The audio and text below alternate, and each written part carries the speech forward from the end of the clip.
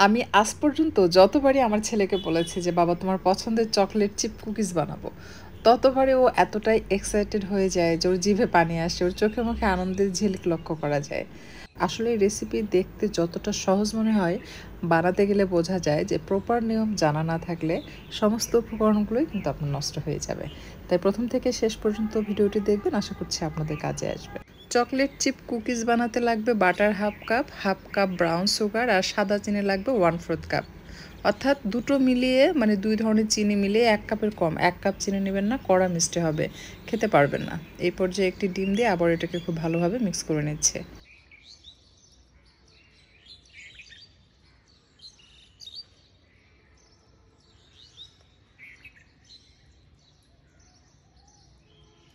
এই পর্যায়ে দিয়ে দিচ্ছি ভ্যানিলা এসেন্স ১ চা চামচ এবং সেই সাথে সামান্য লবণ দিয়ে দিচ্ছে।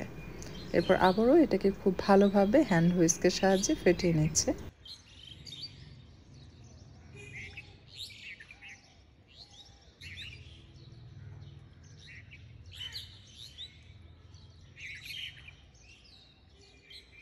এখন দিয়ে দিচ্ছি ময়দা।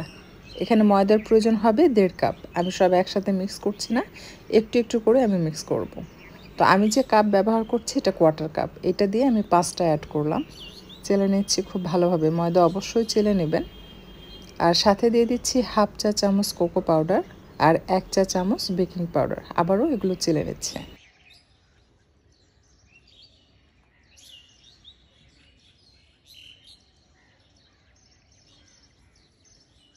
এখন জাস্ট চামচের সাহায্যে এটাকে খুব ভালোভাবে মিক্স করব।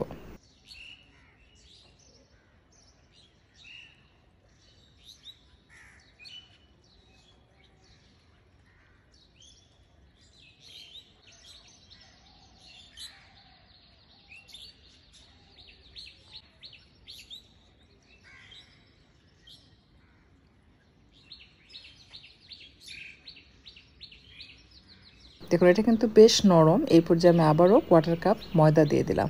দিয়ে এটাকে মিশিয়ে নিব।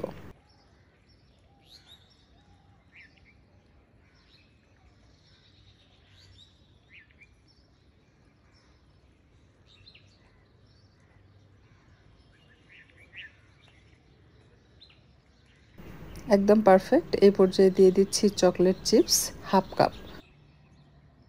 আর সেই সাথে দিয়ে দেব চকলেট। চকলেট ছোট, ছোট পিস করে কেটে এটার সাথে দিয়ে মিক্স করে নিতে হবে।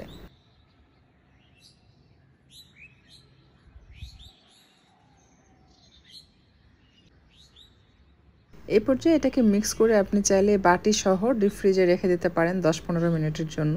তাতে করে ঠান্ডা হয়ে ডোটা একটু শক্ত হয়ে আসবে। অথবা নরমাল ফ্রিজে আপনি আধা ঘন্টার জন্য রেখে দিতে পারবেন যেন ঠান্ডা হয়ে যায়। ঠান্ডা হলে ডোটা শক্ত হবে, আপনার কুকিজের শেপ দিতে সুবিধা হবে। অথবা এরকম নরম থাকতে কুকিজের শেপ দিয়ে তারপর আপনি নরমাল ফ্রিজে রেখে দিতে পারেন যেন একটু ঠান্ডা হয়, একটু শক্ত হয়ে আসে।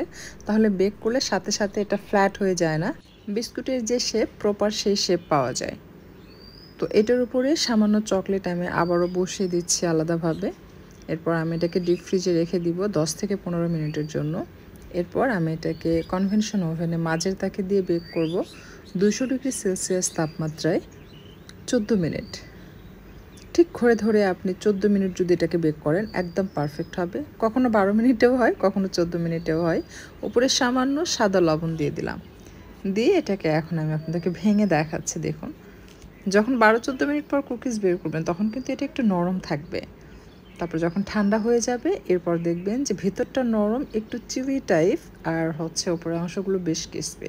খেতে এতটাই মজার, যখন আপনি এটা বেক করবেন পুরো বাসায় এর মিষ্টি গন্ধ ছড়িয়ে পড়ে। এই বিস্কুট তৈরি যতটা সহজ মনে হয় আসলে বানানো ততটা সহজ না। বানাতে গেলে যদি আপনার বিস্কুট নষ্ট হয়ে যায় তখন আসলে সেটা রিয়ালাইজ করা যায়। তো এটা আপনি যদি চান আপনার বিস্কুটটা একদম পারফেক্ট হোক তাহলে ২০০ ডিগ্রি সেলসিয়াস তাপমাত্রায় আপনি ১২ থেকে ১৪ মিনিট বেক করবেন। একদম প্রথম চান্সেই পারফেক্ট হয়ে যাবে। মন খারাপ হবে না, উপকরণও নষ্ট হবে না। এবং একবার বানানোর পর মনে হবে যে আপনি এটা বিজনেস করবেন। এটা বারবার আপনি বানাবেন এবং খুব ইজি মনে হয় রেসিপিটা।